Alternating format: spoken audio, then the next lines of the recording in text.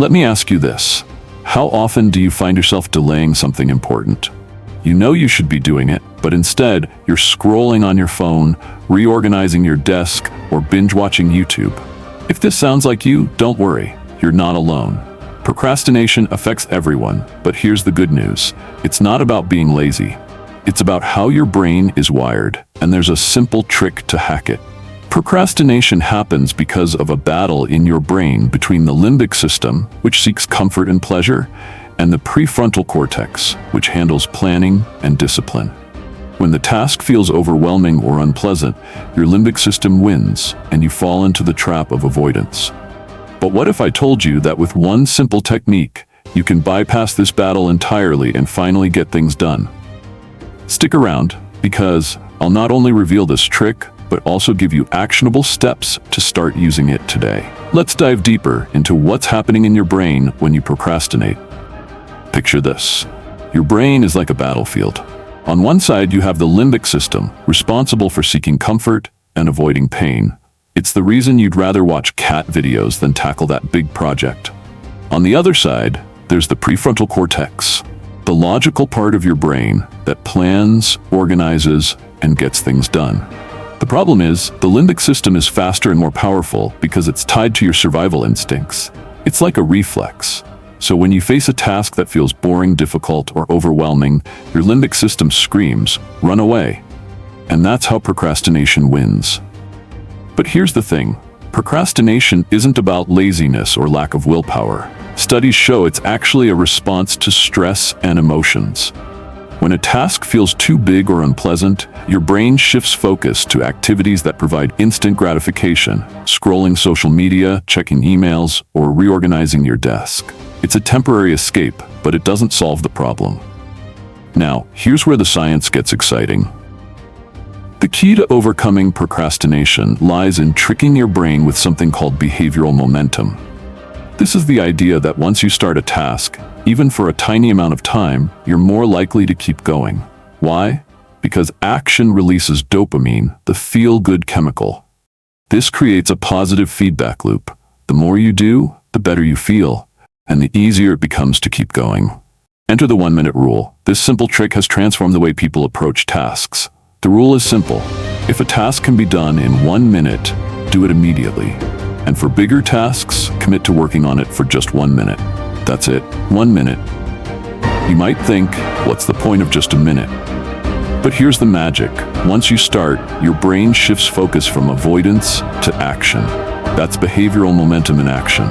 Let me give you an example. Say you've been procrastinating on writing a report. The thought of spending hours on it feels exhausting, so you avoid it. But when you tell yourself, I'll just write for 1 minute, it feels manageable. You start typing, and before you know it, 5, 10, or even 30 minutes have passed. That initial resistance fades, and you're in the zone. This isn't just a theory, it's backed by psychology. Researchers have found that breaking tasks into smaller, manageable chunks reduces overwhelm and lowers the brain's stress response. By starting small, you're signaling to your brain that the task isn't as scary as it seems. And here's the best part. The 1-minute rule works for anything. Need to clean your room? Start by picking up one item. Avoiding a phone call? Commit to dialing the number and saying hello. Each small action builds momentum, making the next step easier. Procrastination thrives on inaction, but action, even tiny steps, creates progress. It's like pushing a boulder downhill. Once you get it moving, it gains momentum on its own. So, the next time you feel stuck, remember this. 1 minute is all it takes to break free from procrastination's grip. Alright, now that you understand the power of the 1-minute rule, let's take it a step further. One of the biggest reasons people procrastinate is that they see a task as one massive, unmanageable mountain. But here's the secret. No one climbs a mountain in one giant leap. They take it one step at a time. Psychologists call this concept chunking. It's the process of breaking a big, overwhelming task into smaller, actionable steps. Studies show that when we focus on smaller, more manageable pieces, our brains feel less overwhelmed. Instead of looking at the entire mountain, we only see the next step, and that feels doable. Imagine this. You have a 10-page report to write. Thinking about the whole thing is daunting, so your brain freezes up. But what if you broke it down? The first step might be opening a blank document. The second might be writing just one sentence, or even just jotting down the title. Each small step creates momentum, making the task feel lighter and more achievable. Now let's talk about why this works on a deeper level. Every time you complete a small step, your brain gets a hit of dopamine. This chemical doesn't just make you feel good, it also reinforces the behavior, making you want to keep going. It's the same reason crossing off items on a to-do list feels so satisfying. Each checkmark is a mini victory for your brain, proving that you're making progress. Here's a practical example. Let's say your goal is to clean your entire apartment. Instead of telling yourself, I need to clean everything, start with just one thing. Maybe it's clearing off the coffee table. Once that's done, move to the next small task, like wiping down the kitchen counters. Each small win builds momentum, and before you know it, the entire space is clean. This approach also helps with tasks that seem emotionally difficult. Have you ever avoided something because it felt too hard or stressful? Maybe it's having an uncomfortable conversation, replying to emails, or even starting a new project. The key is to reduce the emotional weight by taking that first small step. Even something as simple as opening an email or drafting a single sentence can get you moving in the right direction. Here's a fun fact. This method is backed by research from B.J. Fogg, a behavior scientist at Stanford University. He developed the concept of tiny habits, which are small, easily achievable actions that build up over time. The idea is to start so small that it feels impossible to fail. For example, instead of committing to 30 minutes of exercise, start with just one push-up. That tiny action often leads to more, because once you start, you're already in motion. Think of it this way.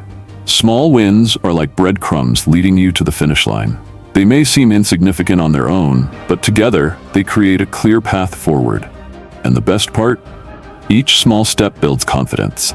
You start to realize, hey, I can do this, and that belief carries you through even the toughest tasks. So the next time you're staring down a daunting task, remember, break it down, start small, celebrate the little wins. Because big progress always begins with tiny steps. Now let's tackle another sneaky culprit behind procrastination, your emotions.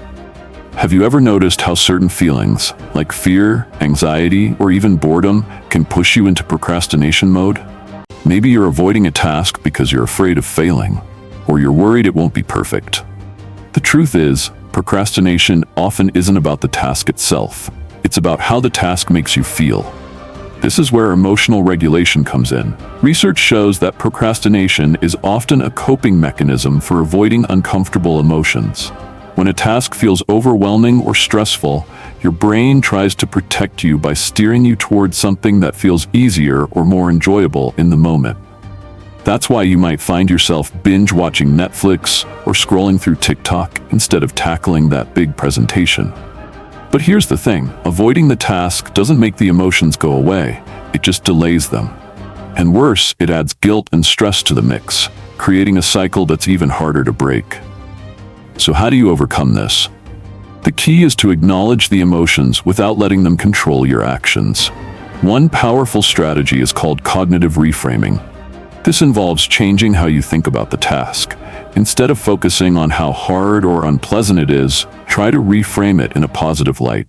For example, instead of thinking, I have to write this report, tell yourself, I get to share my ideas and showcase my expertise. This small shift can reduce the emotional weight and make the task feel more approachable. Another effective technique is visualization. Close your eyes and imagine how great it will feel once the task is done. Picture yourself turning in that assignment, walking into a clean room, or crossing the finish line of a big project. This positive imagery can help override the negative emotions and give you a boost of motivation. Now let's talk about habits, because building procrastination-proof habits is one of the best ways to stay consistent. One habit that works wonders is creating a power hour. This is a dedicated hour each day where you focus on your most important task without distractions. During this time, put your phone on silent, close unnecessary tabs, and give your full attention to the task at hand. By turning it into a daily ritual, you reduce the need for decision-making and make it easier to get started. Another habit to consider is temptation bundling. This is where you pair something you need to do with something you enjoy. For example, if you need to organize your emails, listen to your favorite podcast while you do it. If you're dreading a workout, watch an episode of your favorite show while you're on the treadmill. This creates a positive association with the task and makes it more enjoyable. Finally, don't underestimate the power of accountability. Sharing your goals with a friend, a mentor, or even an online community can give you the push you need to stay on track. When someone else is counting on you, you're less likely to procrastinate. Plus, celebrating your wins, no matter how small, can reinforce your progress and keep you motivated. Remember, procrastination is a habit, and like any habit, it can be changed. By addressing the emotional triggers and building new, positive routines, you can create a system that sets you up for success. So the next time procrastination strikes, ask yourself, what emotion am I trying to avoid? And what small step can I take right now to move forward? Here's the truth. Procrastination isn't just about the tasks you avoid, it's about the life you're putting on hold. Every time you procrastinate, you're giving away your time, energy, and potential to something that doesn't truly matter. But here's the good news. You have the power to take back control starting right now. Let's talk about the final piece of the puzzle: time management. Procrastination often thrives in chaos, when there's no plan, no structure, and no clear direction. That's why creating a system for your time is so important. One of the simplest and most effective methods is the time blocking technique. This is where you schedule specific blocks of time for each task in your day. By giving each task its own time slot, you eliminate decision fatigue and make it easier to stay focused. Here's how it works. Start by identifying your top 3 priorities for the day. Then, block out time for each one on your calendar. Be realistic. Don't try to cram too much into one day. And remember to include breaks, because your brain needs time to recharge. When the time block begins, focus solely on that task. Don't multitask. Don't check your phone. Just commit to the task until the block is over. Another powerful technique is the 2-minute rule. If a task will take less than 2 minutes, do it immediately. Replying to an email, tidying up your desk, or setting up a meeting, these quick wins add up and create momentum for the rest of your day. Now let's address one of the biggest myths about procrastination: the idea that you need to feel motivated to take action.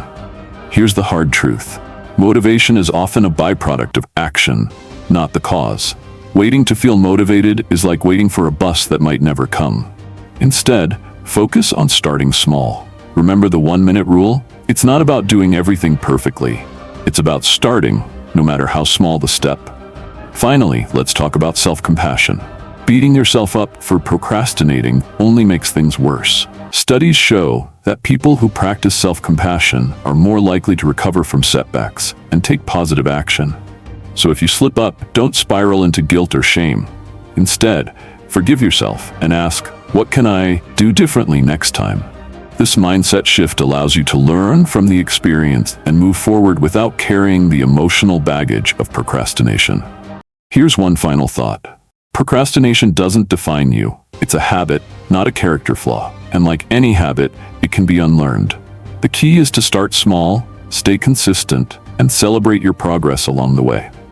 Imagine how much lighter your life will feel when you're no longer dragging unfinished tasks behind you. Picture yourself finishing projects with ease, ticking off goals, and finally feeling in control of your time. That future is within your reach, and it starts with a single step, a single action taken right now. So let's do this together. Pause this video, grab a piece of paper, and write down one task you've been avoiding. Then commit to working on it for just 1 minute. That's all it takes to start. Remember, progress beats perfection, and action beats inaction every time. You've got this.